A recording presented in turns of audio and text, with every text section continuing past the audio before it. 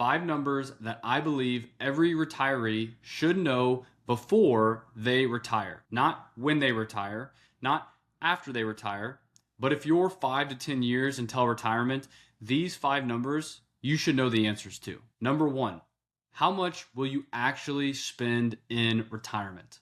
Not, well, maybe 4,000 a month, maybe 8,000 a month. No, if you're getting close to retirement, we need to have a good idea of how much money on a monthly or annual basis will you be spending. Think about things like housing, utilities, food, travel, healthcare, insurance, entertainment, gifts, family expenses. Some expenses may go down in retirement. Some of your expenses actually might go up in retirement, different categories.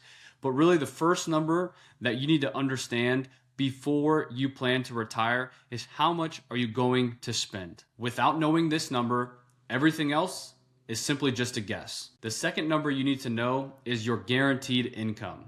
This is things like your Social Security, your pensions, your annuity payments, and your rental income if you plan to have the property throughout retirement. Why is this important? Well, if you want to spend $100,000 per year, but your guaranteed or fixed income sources are $60,000 a year, well then from your portfolio, your investments, you only need $40,000 a year to make up the difference. Whereas if you wanted to spend $100,000 a year and your fixed income sources were $20,000 a year, then you would need $80,000 from your investments each year to pay for your lifestyle. So knowing your guaranteed income number will help you solve for the retirement gap. And the retirement gap is number 3, the third number you need to know.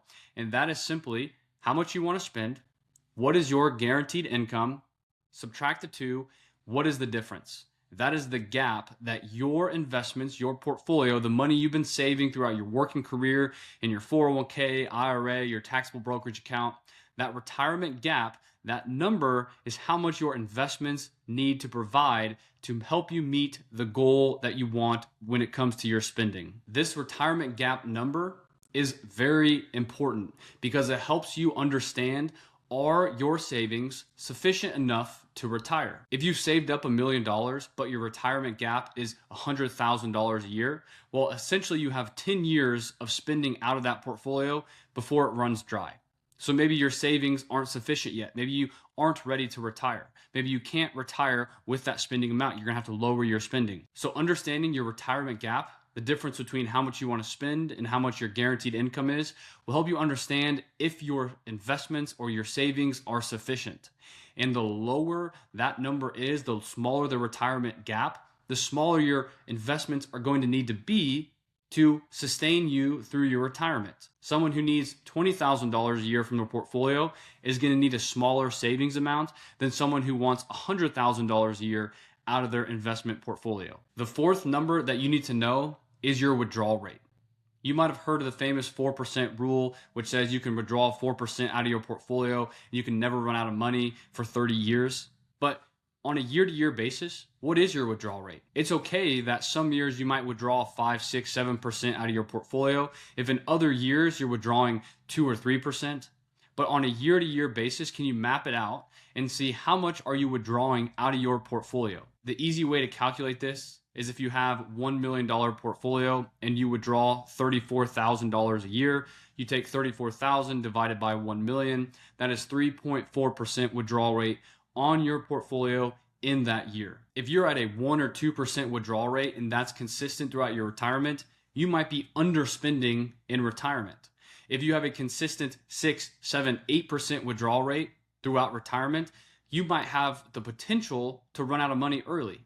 So what is your withdrawal rate year by year? And of course, spending fluctuates, so your withdrawal rates probably will fluctuate, but can you map it out to get an idea of what your short-term but also your long-term withdrawal rates are on your portfolio? And the fifth number that I believe you should know is your tax liability.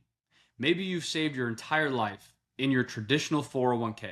You have a $1.7 million balance in your traditional 401k.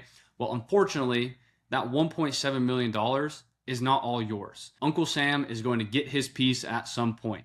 So understanding what will my tax liability be over the course of my retirement? Do I have that baked in to my retirement spending. If you have money in traditional accounts, traditional 401k, traditional IRA, traditional 403bs, just because the money's in the account doesn't mean it all belongs to you. Understanding how much you'll pay in taxes over the course of your retirement can have a significant impact on things like your withdrawal strategy, how your Social Security is taxed, how much you pay in Medicare premiums, what your future RMDs look like, and also your estate planning. When you start to look at income planning in retirement, it's not just about generating the income itself.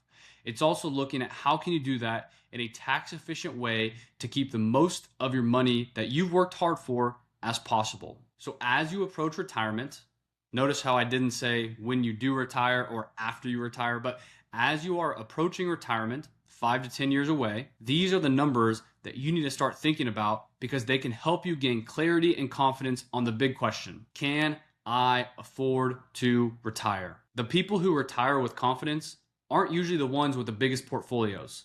They're the ones who understand how all the pieces fit together. If you are within 5 to 10 years until retirement, now is the time to start running these numbers, not when you retire. Thank you so much for watching, and I'll see you in the next one. The opinions voiced in this podcast are for general information only and are not intended to provide specific advice or recommendations for any individual. To determine which strategies or investments may be suitable for you, consult the appropriate qualified professional prior to making a decision.